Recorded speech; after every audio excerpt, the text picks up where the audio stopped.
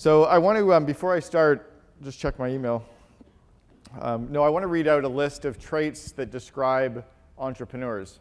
There's 11 traits here. And when you hear 5 traits that describe you, I'd like you to stand up. Are you often filled with energy? Are you flooded with ideas? Are you driven? Are you restless? Are you unable to keep still? That's 5.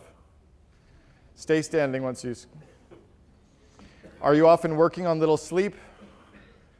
Do you get euphoric? Do you burn out periodically? Do you act out sexually, which is like flirting? Or do you feel and last one is, do you feel persecuted by those who do not accept your vision? So look around the room really quickly. That's actually not a list of traits of entrepreneurs. That's actually the clinical diagnosed traits for bipolar disorder.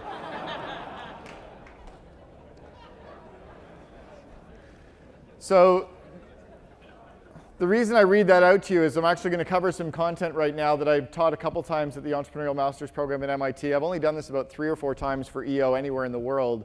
And I've had people 6'5" walk up to me afterwards and hug me and break down sobbing on my shoulder and tell me I've saved their life because they were suicidal the week before and now they just realize they're an entrepreneur.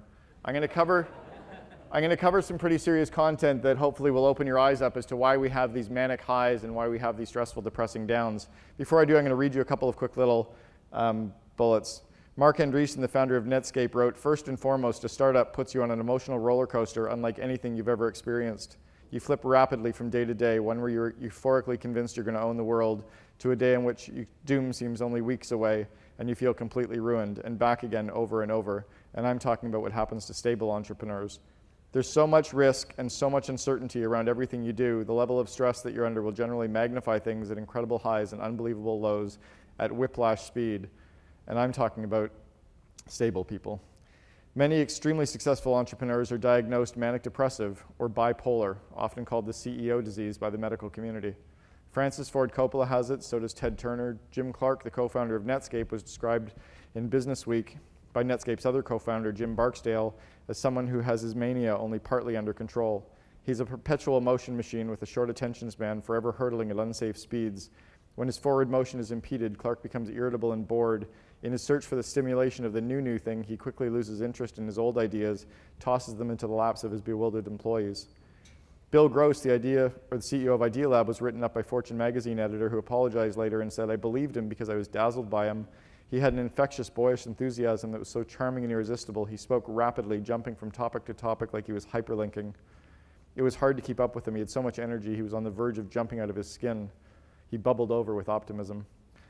Apple CEO Steve Jobs had been described as hypomanic and unable to think outside the box because he didn't even see the box. He'd also been described as quick to fly off the handle emotionally. The last part I'm going to read is the comment that I read from a blog that was the first time I ever presented this to EO chapter, and I read this on a blog post the night before. "Today's Wednesday. I haven't been able to accomplish anything so far this week. It's not that I don't have plenty to do.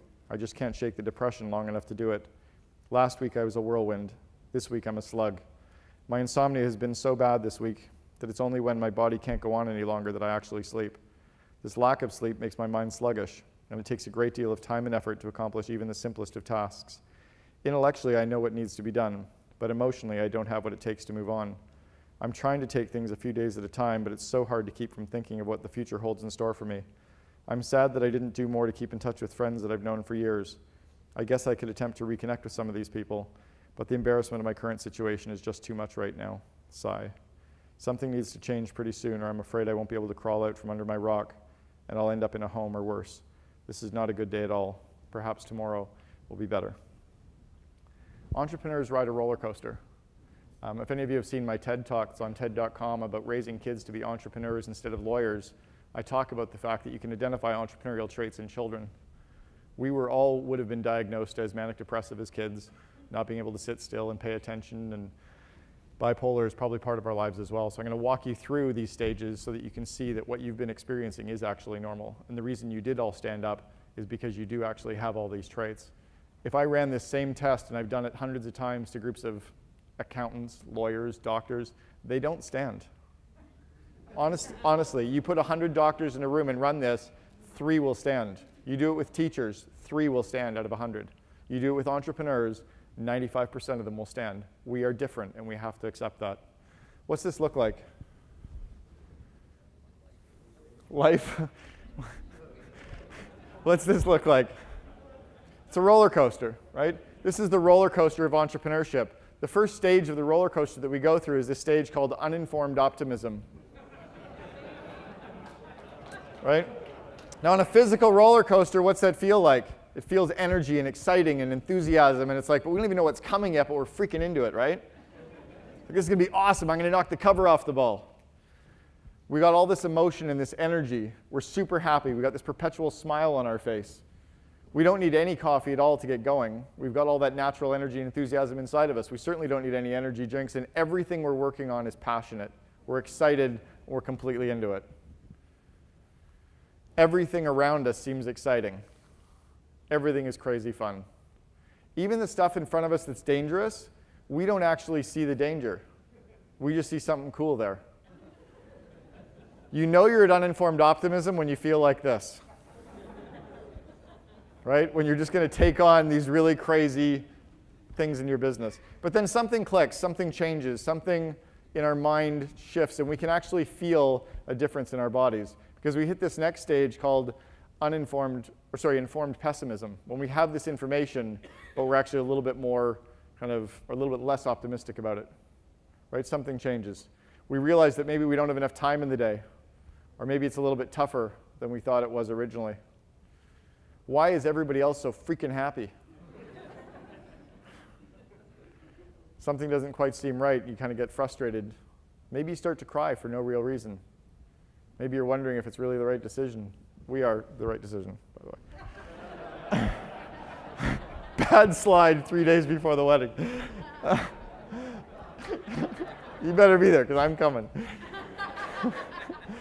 And you absolutely start needing coffee. When you're at informed pessimism, you're reaching for coffee. You're reaching for those energy drinks, right? You need to have something to be boosting you up. And then you're kind of careening down that bottom of the curve, and like a physical roller coaster, right? Remember, when you're at informed pessimism on a roller coaster, that's the oh shit moment. When you're going towards the bottom, you are convinced that your roller coaster is going through the bottom of the tracks, and you're screaming. You know you're going to die. Right? You're completely paralyzed with fear. You start screaming at staff for no real reason at all. You're not even aware as to why you're screaming at them, but you know you're screaming at them. You're blaming people. You're pointing fingers. And when you look around your business or your situation, it's as bad as it's ever going to get, and you're convinced that no one's ever had it as bad as you've got it right now. Maybe you start thinking about selling the business. The reality is that you're not thinking clearly. When you're at these stages, you're absolutely not thinking clearly. I'm going to show you a quick little video clip of a guy who's on a roller coaster. Pretend this is you, and ask yourself if you think you're thinking clearly at different stages of riding the roller coaster of running your business. Okay, can you hear me? Here's the story again. According to ESPN, the baseball team, the Los Angeles Dodgers, played the San Francisco Giants in their 2009 home opening game. In the game, Dodgers second baseman Orlando Hudson hit for the cycle. That means Hudson hit a home run, a triple, a double, and a single, all in one game. The final score of the game was Dodgers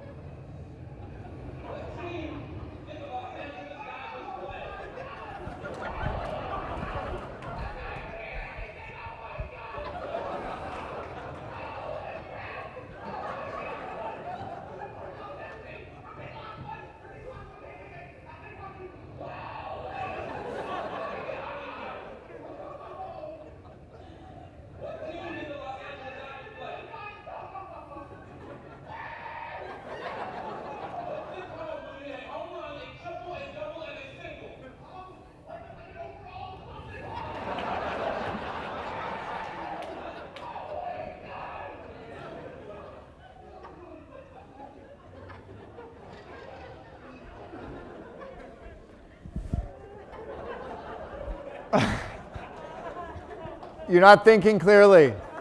Okay? No matter how clearly we think we're thinking at different stages of riding the roller coaster, when we're under these extreme periods of stress or depression, we're not thinking clearly. And even when we're at these crazy periods of mania, we're often not thinking clearly. The key with this is understanding how you're feeling at the stages. It's understanding the feeling, like the physical feeling of a roller coaster. When you're at this uninformed optimism, it's that feeling of excitement and energy and enthusiasm, right? You can feel the excitement in your body. When you kind of go over the top, you have a bit of that oh shit moment and you're kind of worried. You can feel the worry. When you're going down to the bottom and you're screaming and you're holding on for dear life and you're terrified, you can feel the terror, right? Or that stress or depression. In June of 2000, I was living in Seattle. Our office was at 4th and Bell, 2nd and Bellish. Where's Baga? Bob, somewhere in that area. And I remember walking to the elevator and getting into the elevator and one of the employees tapping me on the shoulder and he said, "Are you okay?" And I turned around to say yes and I collapsed on the floor of the elevator in tears. And I said, "Yeah, I'm fine." And then I was sobbing. A week later I went into the doctor's office for my routine physical and the doctor said, "What's up?" And I go, "Nothing, I'm good. Just have this weird metallic taste in the back of my neck, but I'm just here for my normal physical." And he said, "What do you mean a metallic taste?" And I said, "Well, I can taste like kind of tin foil or aluminum foil in the back of my neck." Has anybody in the room ever had that kind of taste? Put your hand up high if you've had that taste in the back of your neck. Yeah, it's usually like 10 to 15% of entrepreneurs have had it. It's actually a chemical secretion caused by stress. So he said, "What's going on?" I go, "Not much." I said, the business has just collapsed. We sold the business for 42 million US, 64 million Canadian. It's now worth about 3 because the market collapsed. I've sold my house. I quit my job. I'd just gotten married. My wife was pregnant. I was moving from the US back to Canada. My mom had terminal cancer. I'm sure there was 1 or 2 other things. We had to fill out this little checklist, and he said if you got 90 points on the checklist, you had a 50% chance of a heart attack. If you got 150 points, you had a 90% chance of a heart attack. I had 430 of the 500 points. I was clinically redlining. I didn't realize how bad it had gotten. I weighed 38 pounds heavier than I did right now. I was starting every dinner by drinking Manhattans. I wasn't getting any exercise. I wasn't having any fun. But I thought I was completely fine because I was an entrepreneur. I thought that this stress I was under was manageable, and I didn't realize I wasn't tapping into those feelings. And it's feelings that you have at all stages that we need to tap into. At this stage at the bottom of crisis of meaning, support is key. Sometimes you need people to listen. Sometimes it's ideas. Sometimes you need coaching. Sometimes you need a kick in the ass. Sometimes you need someone to hold a mirror up for you to look into. But you do need to get support. If you don't get support, you're going to crash and burn. You will fall off the bottom of the curve. The danger with this is that when you go around the corner and you think you've come out the other side and you're at this informed optimism stage, you have to be careful not to celebrate too early. If you celebrate too early and it's kind of that I think I can, it's too early. You might come off the bottom of the curve in the other direction. Now just think about this for a second. At this stage of crisis of meaning, what are the kinds of things that we have to do to get us through that? Give me a couple examples of what we've done in the room to get through the crisis of meaning. Who's got some? Making a list, sure. Reach out to forum. What's that? Meditate. Dance in the dust. Talk to peers. Exercise. Hang out with family. Spend time with your kids. Kids have an ability to completely de-stress me. But you have to actually reach out. The key though is to tap into the know that you're there. Now who thinks that this stage, uninformed optimism, is a good stage? Put your hand up. Who thinks it's a bad stage? Put your hand up. Who thinks it's both? Who's not thinking? Yeah, it's actually both. The reality is that at all of these stages, it's good and bad. It depends on what you're working on. When you're at uninformed optimism, you have to be really careful because the key things for you to be focusing on are very different. When you're at uninformed optimism, you don't want to be making hiring decisions. You don't want to be making buying decisions. You don't want to be doing that big ad buy. Because you're not thinking clearly, you're thinking too optimistic and you're going to get yourself in trouble. When you're at this uninformed optimism, when you feel this crazy energy and excitement, you need to be doing things like selling and marketing and PR, or standing on stage and communicating that fun energy. And then when you go around the corner, you don't want to be talking to the press. Right? If you're pessimistic and you're talking to the media, how's things going? Well, not really that well, but I'm kind of concerned. But right? You want to actually be at that point be doing your strategic planning and making your buying decisions and making decisions around hiring in your business. And kind of when at crisis of meaning, there's not much you can do at all at that point. Don't try to work. Don't try to think your way through it, because the reality is you're not thinking clearly. You are so completely stressed. You literally are on the edge of the building waiting to jump, right? Maybe not suicide, but you're so completely overwhelmed that you're not thinking clearly. Like, how could you be? You need to actually realize that maybe the most productive thing you can do in your business at that point is to clean the filing cabinet or clean the storage room or go for a walk. You know, we don't get upset when we plug our iPhones in at night. We can't get upset when we plug ourselves in at night. I've got 2 sessions that I'm going to be doing today. One is at 3 o'clock, and it's around the letters to my 16-year-old self. And it's all of the things that I've learned over the last really 20 years of running 4 companies that I'm going to share with you. And it's all the introspective lessons that I've never really shared with anyone in EO. And then the session at 4:15 is around growth and how to really grow your business. Before I do, I've got one quick question. We've got 13 seconds.